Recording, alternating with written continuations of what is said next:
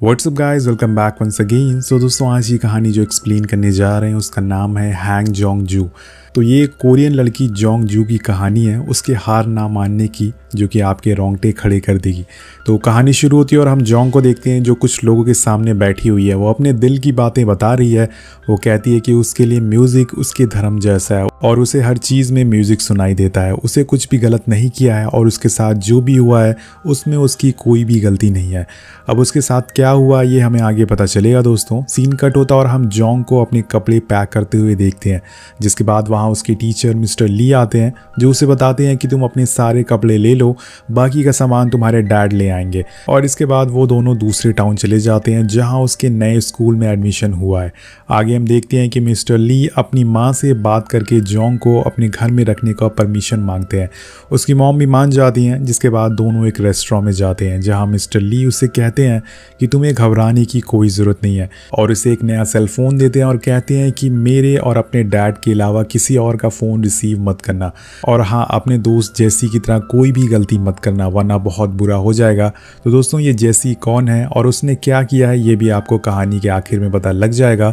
तो मिस्टर ली जोंग को लेके अपनी माँ के पास पहुँचते हैं, लेकिन वहाँ उसे वो रखने से मना कर देती है। लेकिन ली के रिक्वेस्ट करने पर वो आखिर में मान जाती हैं और उसे रखने को तैयार हो जाती हैं। उनसे सारी बातें उसने छुपाई थी, जैसे कि अभी तक हमसे छुपाई जा रही है। अब अगले दिन जोंग अपने नए स्कूल जाती है जहां उसका इंट्रो होता है, पर उसे देख के ऐसा लग रहा था कि उसे ये स्कूल कुछ खास पसंद नहीं आया, लेकिन फ़िलहाल उसके पास कोई ऑप्शन नहीं है।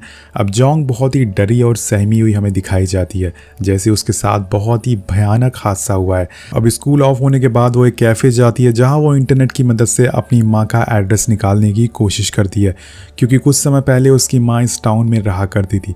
यहाँ मैं आपको बता दूं कि जोंग की मॉम डैड का डिवोर्स हो चुका है सालों पहले, जिसकी वजह से वो अपने डैड के साथ रहा करती थी। अब कैफ़े से वो सीधा मिस्टर ली की मॉम के पास जाती है जो कि एक स्टोर में काम करती थी, और वहाँ जाकर वो उनकी मदद करने लगती है, जिससे कि वो काफ़ी खुश होती हैं और उसे एक अच्छा सा डिनर करवाती हैं। अगले दिन वो अपने स्कूल में होती है जहाँ उसे कुछ फ्लैशबैक आते हैं, जिसमें वो एक पुलिस स्टेशन में मौजूद थी। उसके सामने एक ऑफिसर उसे फ़ोन रिकॉर्ड के बारे में पूछ रहा होता है। इसी बीच एक ऑफिसर कुछ लड़कों को पकड़ कर ले जाने लगता है, और ये देखकर जोंग रोने लगती है और कहती है कि सर, क्या मैं यहाँ से जा सकती हूँ? ऑफिसर कहता है कि तुमने एक गुनाह किया और तुम्हें बोलना ही पड़ेगा, यहाँ किसी की जान जा चुकी है। अब कहानी प्रेजेंट में आती है जहाँ जोंग एक लड़कियों के ग्रुप को म्यूज़िक सीखते हुए देखती है और उसे हमेशा से म्यूज़िक पसंद था, लेकिन उसके साथ कुछ ऐसा हो गया कि वो अपने पैशन को कभी भी फॉलो नहीं कर पाई। अब वो म्यूज़िक की बजाय स्विमिंग सीखने चली जाती है, जो कि उसे बिल्कुल भी पसंद नहीं होता, लेकिन वो एक खास मकसद के लिए स्विमिंग सीख रही होती है। अब सीन कट होता और हम उसकी मॉम की शॉप के बाहर खड़ा हुआ उसे देखते हैं, क्योंकि जोंग को उनका एड्रेस मिल चुका था, पर वो देखती है कि उसकी माँ किसी आदमी के साथ डांस कर रही है, और ये देखकर वो रोने लगती है क्योंकि उसकी माँ को उसकी कोई भी फिक्र नहीं थी, और जोंग वहाँ से वापस आ जाती है। अब स्विमिंग के बाद वो फ्रेश होते टाइम एक गाना गा रही होती है, जिसे बाहर खड़ी हुई एक यू नाम की लड़की रिकॉर्ड कर लेती है और फिर उसे वो रिकॉर्डिंग सुनाती है। लेकिन जोंग ये सुन के बहुत ही गुस्सा हो जाती है और उसे गुस्से में कहती है कि मुझसे दूर रहो, मेरे पास मत आना, और आगे से ये सारी चीज़ें मत करना। अब ये सुन के यू को थोड़ा अजीब लगता है कि आखिर जोंग जो ऐसा क्यों बिहेव कर रही है। इसके बाद वो आखिरकार अपनी माँ से मिलने दोबारा जाती है, लेकिन वहाँ जाके तो उल्टा उसकी माँ उसे सुनाने लगती है कि तुम्हें यहाँ किसने भेजा है, तुम यहाँ आने की क्या ज़रूरत थी। अब जब वो अपनी माँ को बताती है कि उसका ट्रांसफ़र यहाँ पर हुआ है, तो उसकी माँ बड़ी ही बेरहमी से ये कह देती है कि तुम मेरे पास मत आना, मैं तुम्हें नहीं रह सकती हूँ।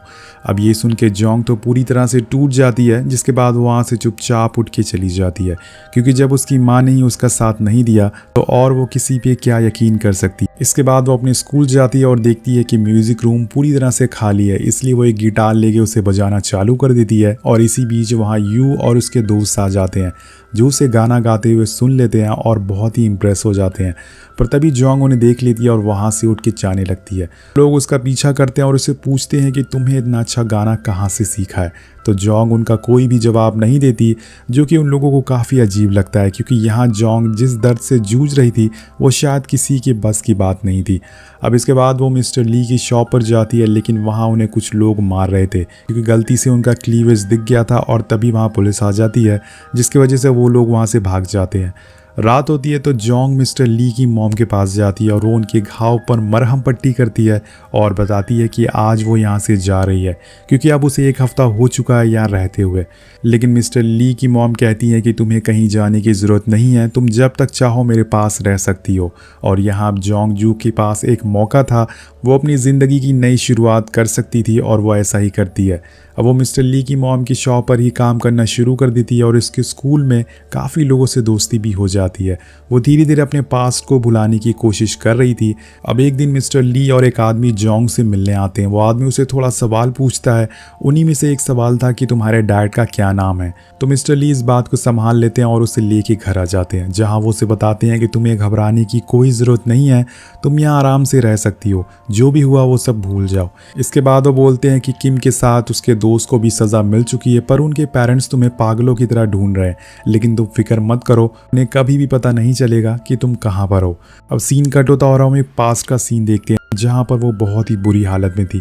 वो रो रही थी और तभी उसके पास एक लड़का आता है जो उसके साथ गलत काम करता है, जिसके बाद कुछ और लोग भी आते हैं और वो भी लगातार उसके साथ वही करते हैं। अब जोंग रोती रहती है और चिल्लाती रहती है। तभी एक लड़की आके उसके डेस्क को नॉक करती है। दरअसल ये सब जोंग का एक फ्लैशबैक में देख रही थी। वेल यहाँ आपको कहानी थोड़ी सी समझ आ गई होगी कि आखिर जोंग के साथ क्या हुआ है। अब अगले दिन यू उसके पास आती है और उसे एक वीडियो दिखाती है जिसमें वो गाना गा रही थी। यू से बताती है कि उसने ये वीडियो एक एजेंसी को भेज दी है जिससे कि उसका गाना बहुत ही पसंद आया और वो उसे बुला रहे हैं। जोंग उसे पूछती है कि क्या तुमने ये वीडियो इंटरनेट पर डाली है, तो वो कहती है कि नहीं, मैंने उन्हें ईमेल से सेंड की थी। और ये सुनते ही वो गुस्से में वहाँ से उठ के चली जाती है। उसका ऐसा बिहेवियर देखकर वो उसका पीछा करती है और पूछती है कि तुम्हारी प्रॉब्लम क्या है, तुम ऐसा क्यों बिहेव कर रही हो, तुम्हारे पास इतना अच्छा मौका है फेमस होने का, तुम अच्छे पैसे भी कमा सकती हो, लेकिन तुम तो इन सब चीज़ों से दूर भाग रही हो। अब वो जवाब देती हुए कहती है कि तुम मेरे साथ इतना अच्छा बिहेव क्यों कर रही हो। तो वो कहती है कि मैं बस तुमसे दोस्ती करना चाहती हूँ, तुम मुझे अच्छी लगती हो। ये सुन के वो थोड़ा शांत हो जाती है, जिसके बाद दोनों घर आते हैं और वहाँ यू और उसके बीच काफ़ी बातें होती है। अब सालों बाद आज हम पहली बार जोंग को मुस्कुराते हुए देखते हैं। इसके बाद वो उसे पूछती है कि तुम्हारे कितने बॉयफ्रेंड रह चुके हैं।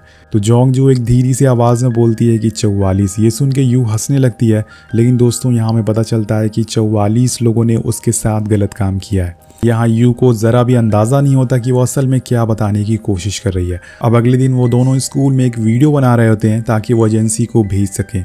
लेकिन इसी बीच यू कहती है कि तुम्हारे डैड का कॉल आ रहा है और पहले भी उसके डैड का कॉल कई बार आ चुका है, लेकिन वो उनसे बात नहीं करना चाहती है। लेकिन इस बार वो उनसे बात कर लेती है और उनसे मिलने जाती है। यहाँ उसके डैड एक पेपर देते हैं जहाँ पर उसे साइन करने को बोलते हैं। अब वो उस पेपर को पढ़ने लगती है, लेकिन उसके डैड ऐसा करने से मना करते हैं और चुपचाप साइन करने को बोलते हैं।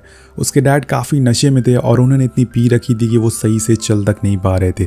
वहीं एक तरफ जो वीडियो यू ने शूट किया था वो एजेंसी को बहुत ही पसंद आती है और उसे मिलना चाहते हैं और एजेंसी वाले उससे मिलना चाहते हैं। ये बात सुन के सारे लोग काफ़ी खुश होते हैं और सेलिब्रेट करने के लिए एक पार्टी रखते हैं। और इसी पार्टी में एक लड़की जोंग से पूछती है कि उसका क्या सपने हैं, वो क्या बनना चाहती है। तो जोंग बताती है कि वो स्विमिंग सीखना चाहती है, वो 25 मीटर की रेस करना चाहती है और उसे जीतना चाहती है। अब ये सुनकर वो लड़की को काफ़ी अजीब लगता है कि आखिर कोई 25 मीटर की रेस क्यों करना चाहेगा। अब जोंग वहाँ से अपने घर के लिए निकल जाती है और रास्ते में उसे मिस्टर ली का कॉल आता है और ये कॉल जोंग को उसकी ज़िंदगी का दूसरा सबसे बड़ा दर्द देने वाला था। मिस्टर ल्यू से पूछते हैं कि क्या उसने किसी पेपर पर साइन किया था। तो वो कहती है हाँ, मेरे डैड एक पेपर लेकर आए थे। तो मिस्टर ली कहते हैं कि तुम्हें उस पेपर पर साइन नहीं करना चाहिए था क्योंकि वो एक पिटीशन का पेपर था और केस वापस लेने का पेपर था। अब घर जाने वो अपने डैड को कॉल लगाती है, लेकिन वो उसका कॉल कट कर देते हैं और ये देख के मानो वो पूरी तरह से टूट जाती है क्योंकि एक उसके डैडी थे जो उसके साथ थे, लेकिन उन्होंने भी कुछ पैसों के लिए उसे धोखा दे दिया। अब सीन कट होता और हम देखते हैं कि यू के दोस्तों ने जोंग के लिए एक सरप्राइज प्लान किया था। उसके आने पे वो उसे एक वीडियो दिखाते हैं जो कि उसी का था, लेकिन इस बार ही उन्होंने वो वीडियो इंटरनेट पर डाल दिया था। अब ये देख के जोंग बहुत ही गुस्से में आ जाती है और फौरन उस वीडियो को डिलीट करने को कहती है, लेकिन वो लड़की इस वीडियो को डिलीट करने से मना कर देती है, जिसके बाद उन दोनों में काफ़ी लड़ाई होना चालू हो जाती है। अगले पल हम जोंग को अपनी क्लास में देखते हैं, पर इसी बीच थोड़ी हलचल हो जाती है और हम देखते हैं कि बहुत सारे लोग, काफ़ी पेरेंट्स आते हैं और आते ही सीधा जोंग के ऊपर चढ़ जाते हैं। दरअसल ये लोग उसी वीडियो को देखकर यहाँ पर आए थे थे जो कि काफ़ी वायरल हो चुकी थी। ये वही पेरेंट्स है जिसकी बात मिस्टर ली कर रहे थे, जो उसे काफ़ी दिनों से ढूंढ रहे थे। वो सारे पेरेंट्स उसे बुरा भला बोलना चालू कर देते हैं, जिसमें से कुछ लोग बोलते हैं कि तुमने कितने पैसे लिए हैं बताओ, तुम्हारी वजह से हमारा बेटा जेल में है और परेशान है। और वहीं दूर खड़ी यू को कुछ समझ नहीं आ रहा था कि ये सब क्या हो रहा है। जब सिचुएशन आउट ऑफ कंट्रोल हो जाती है तो जोंग वहाँ से भागकर बाहर आ जाती है और एक जगह जाकर छुप जाती है और रोने लगती है। यहाँ से कहानी पास में शिफ्ट होती है और हमें जोंग जू के बारे में पता लगता है कि आखिर उसके साथ क्या हुआ था। अब जोंग जब अपने पुराने टाउन में रहती थी तो वहाँ उसे एक स्टोर में पार्ट टाइम जॉब मिली थी। एक दिन उसके पास स्टोर ओनर का बेटा किम आता है, जिसके सर पे काफ़ी चोट लगी हुई थी। वो स्टोर से बहुत सारा सामान अपने बैग में भर लेता और बिना पैसे लिए चला जाता है। जब जोंग जू बाहर देखती है तो वो ये सामान ले जाके किसी और को दे रहा था, जो कि उसके सीनियर थे, जिन्होंने उसे मारा था और उसे बुली करते थे। यहाँ जोंग की स्कूल में सिर्फ एक ही दोस्त थी और वो उसकी बेस्ट फ्रेंड थी, जिसका नाम था जेसी, और उसके बॉयफ्रेंड का नाम था किम, जो कि स्टोर ओनर का बेटा होता है। अब दोस्तों यहाँ पर किम जोंग के घर पर काफ़ी बार आया करता था, पर एक दिन जब वो अपने काम से लौटकर अपने घर आती है तो देखती है कि उसके घर पे किम के काफ़ी सारे दोस्त आए हुए हैं और उन्होंने ड्रिंक भी कर रखी है, साथ में कुछ लड़के नशे भी कर रहे होते हैं। ये देख के वो घबरा जाती है और उन्हें वहाँ से जाने को बोलती है। अब सारे लड़के जाने लगते हैं तो जोंग उन लड़कों के लीडर को कहती है कि तुम लोग किम का पीछा छोड़ दो, वरना इसके डैड तुम लोगों को छोड़ेंगे नहीं। अगर उन्हें पता चल गया कि तुम लोग इसके साथ क्या करते हो तो वो लड़का कहता है कि शायद तुम मुझे जानती नहीं हो कि मैं कौन हूँ और हम किम का पीछा नहीं छोड़ेंगे, चाहे कुछ भी हो जाए। ये बोलते बोलते वो किम को मारने लगता और ये सब देख के जोंग डर जाती है और रोते हुए पुलिस स्टेशन को फ़ोन लगाती है। लेकिन इससे पहले कि वो कुछ बोल पाती, एक लड़का उसका फ़ोन ले लेता है और पुलिस से कहता है कि ये मेरी दोस्त है, ये एक प्रैंक कॉल था। अब यहाँ से कहानी और ज़्यादा बिगड़ने लगती है। वो लोग डेली उसके घर पर आने लगते हैं और जोंग जो भी मजबूर थी कि वो कुछ नहीं कर पाती है। अब एक दिन उन लड़कों की तादाद ज़्यादा होती है और उन लड़कों का लीडर उन्हें एक ड्रिंक पिलाता है जिसमें कुछ मिला हुआ था। अब वो लड़का उस ड्रिंक को किम को देता है ताकि वो जोंग को देने के लिए जा सके। जोंग जो उसे पीने से मना कर देती है, पर किम कहता है कि अगर तुम ये पी लोगी तो हम सारे लोग यहाँ से चले जाएंगे। लेकिन उसके पीने के बाद कुछ ऐसा होता है जो जोंग जू की पूरी ज़िंदगी बदल देगा। दरअसल दोस्तों, जो ड्रिंक उसे पिलाया गया था उसमें कुछ मिलाया गया था और उसे पीते ही वो बेहोश हो जाती है, जिसके बाद सारे लड़के उसके साथ गलत काम करते हैं। और ये सब हो रहा था तभी वहाँ किम के डैड आ जाते हैं, जिन्होंने ये सब होते हुए देख लिया था, पर पुलिस को बताने की बजाय वो सिर्फ अपने बेटे किम को लेके वहाँ से चले जाते हैं। अब यहाँ पर 44 लोगों ने उसके साथ गलत काम किया था। ये बहुत ही दर्दनाक हादसा होता है। इस हादसे को जोंग जू तो बर्दाश्त कर लेती है, लेकिन उसकी सबसे अच्छी दोस्त जैसी नहीं कर पाती, क्योंकि वो लोग उसके साथ भी वही गलत काम करते हैं जिस वजह से उसने अपनी जान ले ली थी। और यही वजह होता है कि जोंग ने यहाँ से ट्रांसफ़र लिया था ताकि वो नई जगह जाकर अपनी नई ज़िंदगी शुरू कर सके। लेकिन उन लड़कों के पेरेंट्स ने उसे यहाँ भी ढूंढ लिया। अब सीन शिफ्ट होता और हम प्रेजेंट में आते हैं, जहाँ हम पुलिस चीफ को देखते हैं, जो असल में मिस्टर ली की मॉम के बॉयफ्रेंड थे। वो जोंग को स्कूल से लेके घर आते हैं और यहाँ मिस्टर ली की मॉम को सब बता देते हैं। और इसी बीच जोंग अपने सामान लेके नीचे आती है और कहती है कि वो यहाँ से जा रही है। वो लोग उसे रोकते हैं, पर अब वो यहाँ नहीं रुकने वाली थी। चीफ उसके पीछे जाते हैं और उसे बताते हैं कि ये एक पेपर है जो किम के डैड ने उन्हें दिया था तुम्हें साइन करवाने को, क्योंकि उन्हें लगता है कि किम बेकसूर है। लेकिन जोंग उन पेपर पर साइन नहीं करती। अब वहाँ से वो सीधा अपने डैड को कॉल लगाती है, लेकिन वो तो पैसे लेके फ़रार थे, वो उसका कॉल क्यों उठाएंगे। इसके बाद वो मिस्टर ली के पास कॉल लगाती है और उसे बताती है कि अब हालत काफ़ी बिगड़ चुके हैं। तो दोस्तों, ये न्यूज़ पूरे शहर में फैल जाती है। हर न्यूज़ आर्टिकल में उसके और उसके दोस्त के बारे में लिखी होती है कि बहुत सारे लोगों ने उसके साथ गलत काम किया, और ये सुनकर वो और ज़्यादा टूट जाती है। अब जोंग डिसाइड करती है कि वो यहाँ से कोई और शहर चली जाएगी जहाँ पर उसे कोई भी नहीं जानता होगा। अब सीन शिफ्ट होता और हम जोंग को अगली सुबह मेट्रो स्टेशन पर देखते हैं, जहाँ उसके पास एजेंसी वालों का मैसेज आता है जिसमें लिखा हुआ था कि वो लोग उससे मिलना चाहते हैं। वहीं दूसरी तरफ हम यू और उसके दोस्तों को देखते हैं, जिन्हें जोंग के बारे में पता लग चुका था कि उसके साथ क्या हुआ था, और वो उसकी वीडियो भी देख रहे होते हैं जो कि उन लड़कों ने बनाई थी।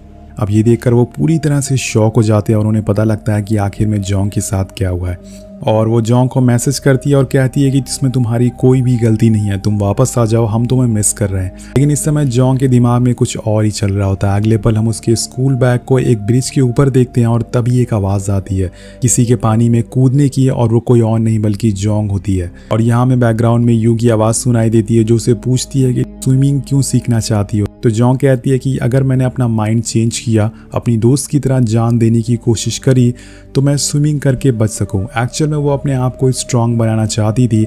इसी के साथ वो नदी को पार करना चालू कर देती है, जो कि उसकी हिम्मत को दिखाता है। तो इस कहानी का असल मकसद ये है कि चाहे ज़िंदगी में कितनी भी मुश्किलें या परेशानियाँ क्यों ना आए, आपको कभी हार नहीं माननी चाहिए।